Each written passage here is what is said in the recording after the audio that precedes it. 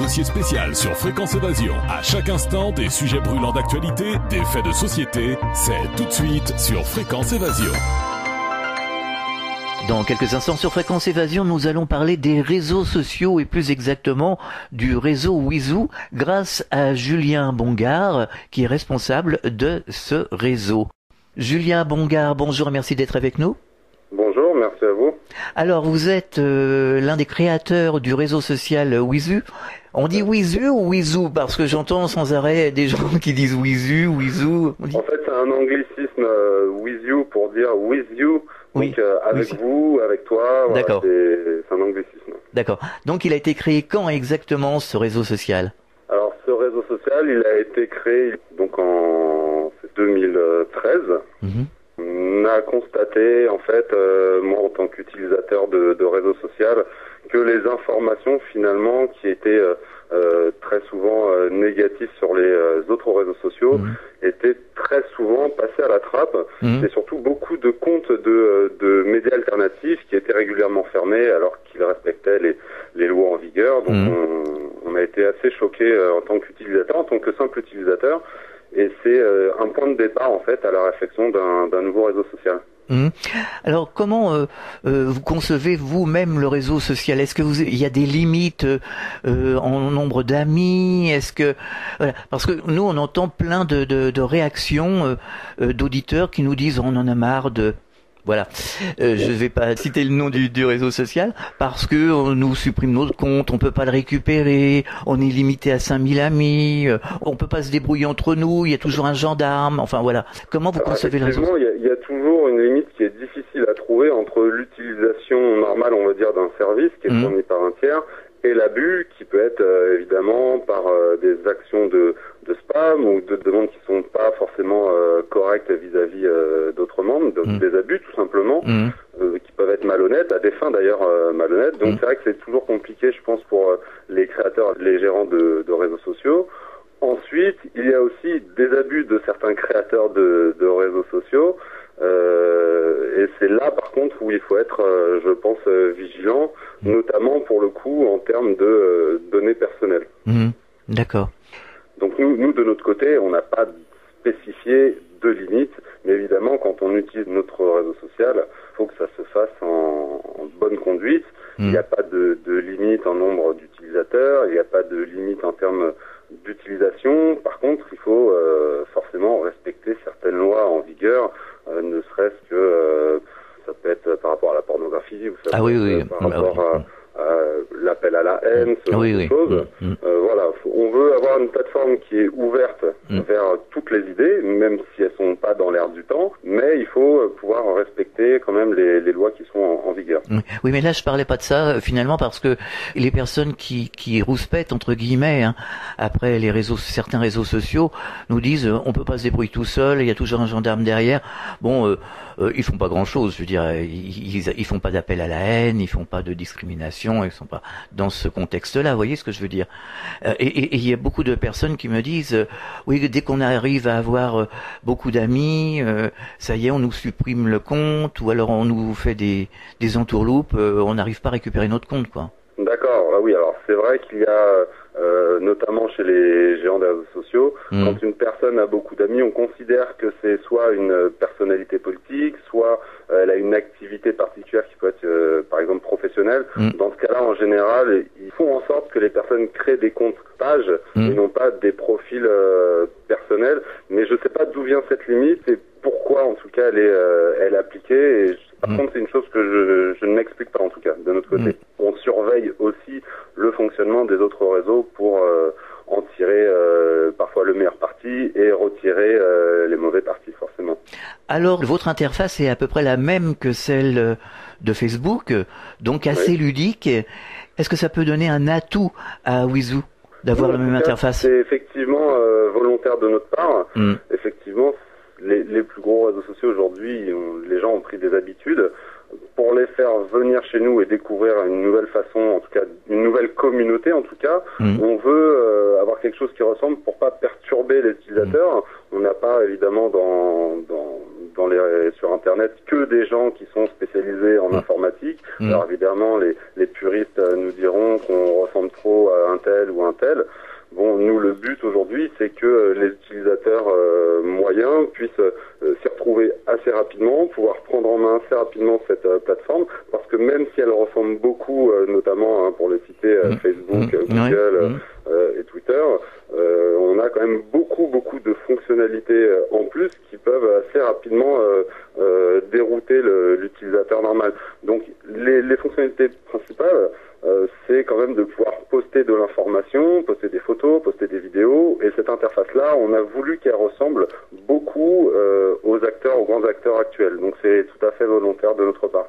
Bah bravo, hein, parce que là vous avez pris le bon côté des grands réseaux sociaux, et finalement, moi le premier, je suis parti chez vous parce que justement, bon, pour la liberté, et puis aussi parce que c'était très ludique. J'ai trouvé que c'est vrai que bon, il y a du bien chez Facebook, justement en l'occurrence la fonctionnalité que vous avez su reprendre, c'est un bon point finalement. Donc tant mieux. Donc effectivement, si vous y êtes retrouvé facilement, l'objectif en tout cas est rempli de notre côté. Alors par rapport à Facebook, est-ce que WithYou est plus libre que Facebook, moins limité? Alors donc on parlait des 5000 amis tout à l'heure, et est-ce que on n'aura pas de blocage comme les autres réseaux? En tout cas, de notre côté, il n'y a rien de prévu dans ce sens à court terme ou moyen terme. Le but, c'est que chacun puisse y trouver sa place. Effectivement, on empêchera des abus d'utilisation, on empêchera l'utilisation à but malhonnête, voire des faux comptes qui seraient susceptibles d'être utilisés pour tromper les utilisateurs. On sera vigilant sur ces points-là. Mais les personnes qui veulent avoir beaucoup d'amis sur leur compte, s'ils en veulent beaucoup, ils n'auront aucune limite. On a des utilisateurs qui ont aujourd'hui plus de 1000-1500 amis et on les bride en aucun cas. Au contraire, notre but à nous, c'est que les gens se sentent comme chez eux et pas mettre des barrières, que ce soit sur l'utilisation ou dans les idées. Donc non, on ne prévoit pas de faire de la limitation, on ne prévoit pas de faire les gendarmes. C'est un gros travail, on est une toute petite équipe, même vraiment micro par rapport à ces géants, donc c'est aussi pour nous une grande perte de temps si on devait faire ce travail-là, et on n'a pas d'intérêt à le faire. Justement, le but de notre réseau, c'est surtout l'ouverture d'esprit et le dialogue entre les utilisateurs. On essaie justement de faire en sorte que les utilisateurs, même s'ils ne se connaissent pas, puissent assez facilement se contacter, échanger. Donc non, on a tout intérêt. Notre objectif, c'est vraiment de pouvoir faire en sorte que les utilisateurs puissent se parler sans limite. Alors chaque jour, est-ce que vous récupérez justement des utilisateurs d'autres réseaux sociaux un peu mécontents? Est-ce qu'ils viennent chaque jour de plus en plus nombreux chez vous? Alors on a effectivement beaucoup de gens mécontents, notamment des Facebook et des Google. Ça concerne principalement l'utilisation des données personnelles pour beaucoup, qui sont pour eux c'est une intrusion dans leur vie privée qu'ils n'acceptent pas. Surtout que c'est pas négociable. Si vous n'acceptez pas les conditions d'utilisation de ces réseaux sociaux, vous ne pouvez tout simplement plus accéder au portail. Donc c'est pas négociable. Aujourd'hui, on sait que l'utilisation de ces données sont très opaques, on ne connaît pas l'utilisation exacte et notamment l'impact qu'ils peuvent avoir sur les masses, puisqu'aujourd'hui ce sont des médias à part entière. Donc ça peut être dangereux, on va dire, dans le sens de l'utilisation des personnes en tout cas qui ont la main sur ces données. Le big data aujourd'hui, c'est pas que des euros et des dollars, c'est aussi une façon qui peut permettre à des puissants d'influencer les masses. Donc là, on est aussi très prudent dessus. Nous, en termes d'utilisation des données, si ce n'est les données qui servent à vous loguer sur notre serveur et enregistrer évidemment l'information que vous mettez sur notre réseau, parce qu'il faut bien pouvoir le présenter. C'est des données qui ne sont pas analysées. On n'en tire pas un profil, on n'en tire pas de profil de votre personnalité. On est vraiment sur une plateforme qui reste neutre par rapport aux données personnelles. Et il y a d'autres mécontents par rapport à ces réseaux sociaux. Là, par exemple, c'est aussi une question média, le fait de pouvoir dire ce qu'on pense sans contrevenir à la loi. Et c'est là aussi où WithYou a sa place, où on peut vraiment tout dire. On a des formes de discussion. Donc c'est là aussi le point fort de WithYou, c'est de pouvoir créer des débats, créer créer des pétitions, pouvoir créer des sondages. Donc là, on a vraiment beaucoup d'outils qui permettent la contribution d'une communauté sur des thèmes, des activités, et chaque personne a l'opportunité en tout cas de créer le débat. Alors c'est vrai que les réseaux sociaux, les médias alternatifs ont complètement révolutionné l'information. Tout à fait. Et c'est là où il faut être d'autant plus vigilant. Parce que justement, ces informations, donc il y a des bruits qui courent, des gens qui analysent un petit peu les réseaux sociaux pour savoir comment ils réagissent à l'information. Et certains se seraient aperçus que certaines informations négatives, donc je reviens sur ce point, notamment des médias alternatifs qui postent sur ce type de réseau, sont beaucoup moins visibles par les utilisateurs que les publications positives.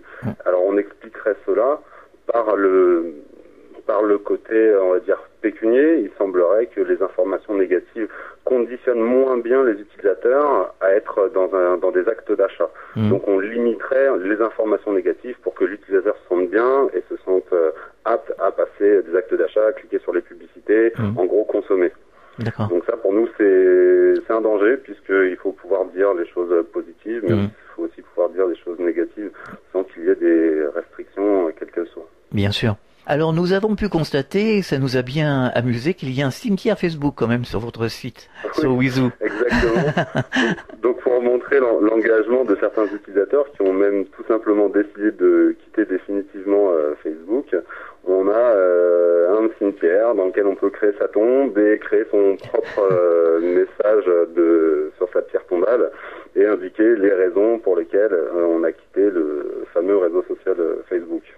Donc je suppose que vous avez envie, d'une manière générale, de jouer la carte de la simplicité avec les membres et les inscrits chez vous. Effectivement, le but c'est de jouer la carte de la simplicité, qui n'est pas non plus chose aisée, puisqu'on veut aussi y apporter un maximum d'outils collaboratifs. Donc c'est là où il faut être très malin, et notre interface n'est pas encore aboutie au point où nous, en tout cas, on imagine ou on projette Wizoo. Alors c'est vrai qu'il faut arriver à avoir une certaine séparation entre tous les outils auxquels on peut accéder et l'interface, on va dire, de l'utilisateur simple, à savoir pouvoir poster des informations, des photos, des vidéos, de la musique.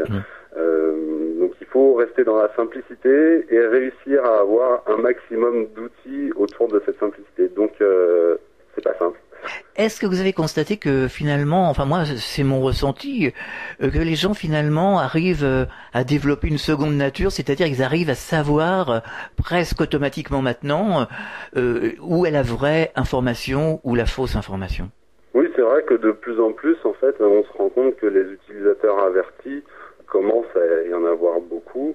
Ils arrivent à avoir l'information, on peut pas dire forcément plus vraie, mais en tout cas, on s'aperçoit on peut y avoir une dissonance entre l'information qui est globalisée et l'information différente, où là, on a vraiment des réflexions parfois qu'on ne voit pas sur les mainstream.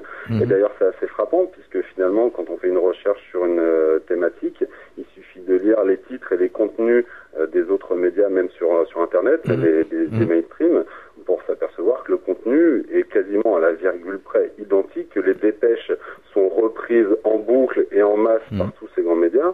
Et finalement, on se dit, où est la diversité d'informations? Où sont les gens qui réfléchissent différemment et qui approchent un problème de façon différente?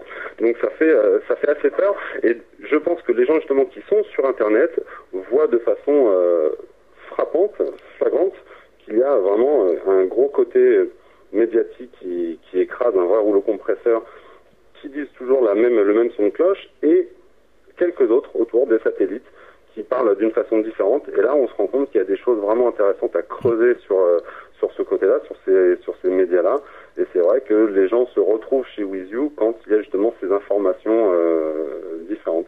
On marque une pause, on revient dans quelques instants. Réactualisez régulièrement toutes vos applications iPhone et Android sur les sites de Fréquence Évasion Radio et Monte Carlo Azur. FréquenceÉvasion.com, FréquenceÉvasion2.com et MonteCarloAzur.com. Fréquence Évasion. Fréquence Évasion. Nous sommes de retour, nous sommes toujours en compagnie de Julien Bongardu, réseau Wizoo. Et on a l'impression qu'on vit dans deux mondes différents, c'est-à-dire qu'on reprend les médias traditionnels, les chaînes de télé nationales, et on part sur les réseaux sociaux, et alors c'est deux informations complètement différentes. Et on voit bien, finalement, que l'information sur les chaînes nationales est censurée. Tout le monde le dit, tout le monde le constate. Moi, je le vois tous les jours. On me dit, on ne regarde plus la télé. Maintenant, on est sur les réseaux sociaux, on est sur le net, parce que c'est toujours la même salade au journal de 20h. Et on a l'impression que depuis quelque temps, la télévision s'inspire un peu, si je puis dire, des réseaux sociaux, parce qu'elle commence à faire des émissions qui dénoncent. Alors, par exemple, ça peut être les vaccins, ça peut être la malbouffe, ça peut, voilà. On a l'impression qu'il commence à y avoir une influence des réseaux sociaux par rapport aux radios, aux télé nationales. Moi, je suis un peu plus pessimiste que vous.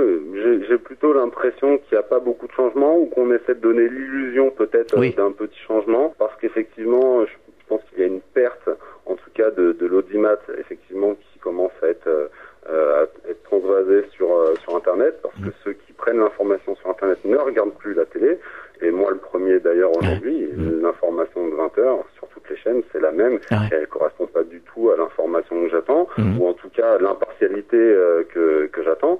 Pour pouvoir passer de la 1, de la 2, de la 3 et avoir les mêmes informations avec un son de cloche exactement identique, des faits rapportés de la même façon, et d'ailleurs souvent des tromperies dénoncées plus tard qui aura été repris par tout le monde sans jamais revenir d'ailleurs dessus. Finalement, moi j'ai pas l'impression que les médias changent beaucoup. Au contraire, je pense que l'homogénéisation des médias traditionnels, en tout cas télévisuels, continue de plus en plus, et peut-être qu'ils essaient de montrer, d'édulcorer un petit peu tout ça pour peut-être tromper un petit peu les gens, mais moi mon sentiment personnel en tout cas, c'est que s'ils s'inspirent des réseaux sociaux, en tout cas ils s'inspirent pas des bonnes sources d'information. Oui, parce qu'ils font de la résistance finalement. Visiblement, ils seraient en train de perdre pied. C'est ce que nous disent les auditeurs. On a plein d'auditeurs qui nous disent non mais nous on regarde plus la télé maintenant, ou on la regarde en diagonale, et puis on ne prend pas pour argent comptant ce qu'ils racontent. Nous on est sur les réseaux sociaux, mais pratiquement, on va dire 90% des auditeurs nous le disent. Donc on va bien. C'est vrai qu'on a eu chez nous justement dans les tout débuts de la création de With You, quelqu'un qui a lancé un sondage pour savoir si les adhérents de With You regardaient la télé, et s'ils la regardaient beaucoup. Donc il y avait plusieurs réponses. Et là j'étais frappé de voir qu'il y avait plus de 70% des personnes qui ne regardaient plus du tout la télévision. Donc on voit quel type aussi d'utilisateurs on peut trouver sur notre réseau social pour le moment. Je trouve que c'est, en tout cas nous on s'en félicite, c'est vraiment des utilisateurs qui sont éveillés, qui sont avertis, et qui arrêtent de reprendre les propagandes qu'on peut retrouver sur les chaînes nationales et les autres également. Mais je pense que au niveau des médias télévisuels, ça ne changera pas tant qu'il n'y aura pas en fait la télévision par Internet réellement connectée, où là on pourra choisir une chaîne qui sera pas, quand on mettra la une, qu'on tombera pas sur TF1, qu'on pourra choisir sa chaîne numéro 1, et qui viendra pas forcément des télévisions, mais qui pourra venir des médias alternatifs présents sur Internet. Mais là, malheureusement, en France, on n'a pas de gros médias assez puissants, alternatifs, qui puissent intéresser un grand nombre, ou en tout cas qui puissent occuper une plage horaire comme une télévision traditionnelle. Je pense que c'est vraiment ce qui manque pour pouvoir basculer dans cette ère de médias alternatifs. Est-ce que vous avez pu enquêter, par exemple, vous qui êtes créateur de réseau, sur la situation aux États-Unis? La situation aux États-Unis? Oui, par rapport aux médias et avec les réseaux sociaux. Comme ils sont toujours un peu plus en avance que nous. Est-ce que vous avez... On n'a pas enquêté, mais c'est vrai qu'on regarde un petit peu, et c'est vrai qu'au fil des années, ce qu'on s'aperçoit, en tout cas au niveau télévisuel, c'est qu'il y a, je sais plus, je vais peut-être dire une bêtise, mais c'est peut-être 20 ou 30 ans, oui, je crois, aux États-Unis, en tout cas au niveau de la télévision, il y avait un grand nombre d'acteurs, pareil au niveau des journaux, et qu'aujourd'hui, les acteurs se comptent sur les doigts de la main, et ces acteurs-là, ce sont en général des grands groupes financiers, parfois affiliés à l'armement, à l'énergie. Donc forcément, ces gens-là ne se tirent pas des balles dans le pied.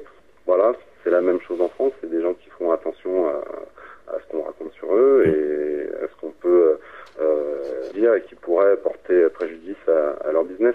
Alors les gens nous disent aussi que ils préfèrent aller sur les réseaux sociaux à cause de la violence déjà à la télé. Bon, la manière de s'exprimer aussi, mais je veux dire à cause de la violence qu'il y a à la télé. même ils disent s'il y a des choses sur les réseaux sociaux qui sont pas forcément toujours agréables, c'est pas de la violence gratuite, c'est justement de l'information. Quand on parle de guerre, on parle de ci, on parle de ça. Tandis qu'à la télévision, ils sont complètement déçus par les émissions un peu, comme ils me disent, hein, je reprends leurs mots, les émissions débiles, et les séries de violence où on parle toujours de drogue, on se balade dans les hôpitaux, enfin bon, ils en ont complètement marre de tout ça. On voit bien qu'on essaie de maintenir un climat quand même de peur. Voilà, un climat de peur qui permet de faire jouer l'émotion et non plus la réflexion. C'est très important, c'est tout le but de ce qui est en train de se dérouler en ce moment. Il ne faut pas que les gens puissent réfléchir avec sérénité, parce que dès qu'on peut réfléchir avec sérénité, on peut s'apercevoir qu'on tombe dans des pièges.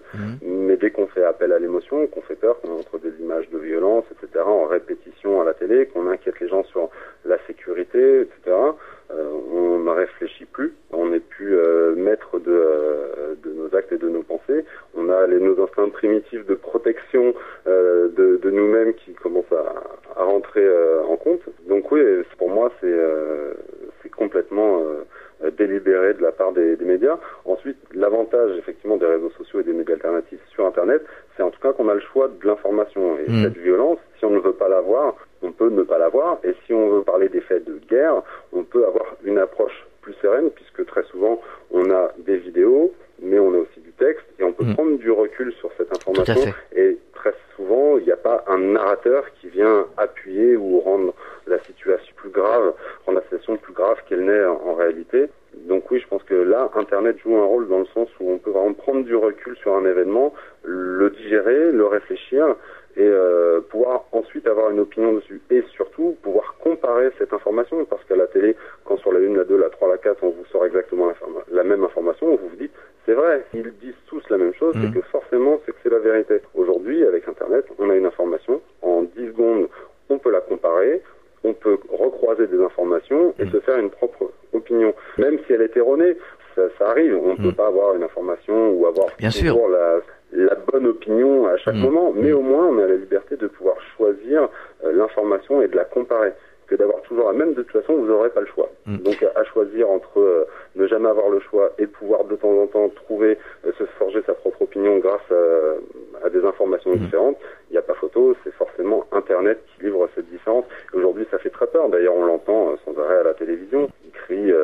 attention, sur Internet, il y a des complotistes, il y a des théories folles qui courent sur telle et telle chose, mais c'est juste de l'information différente, et effectivement, cette information différente, elle est souvent, d'ailleurs, c'est ça qui est assez amusant, souvent beaucoup plus crédible, beaucoup plus réfléchie que les informations qu'on nous donne à la télévision, qui font parfois des très courts formats et qui sont pas creusés finalement dans le fond.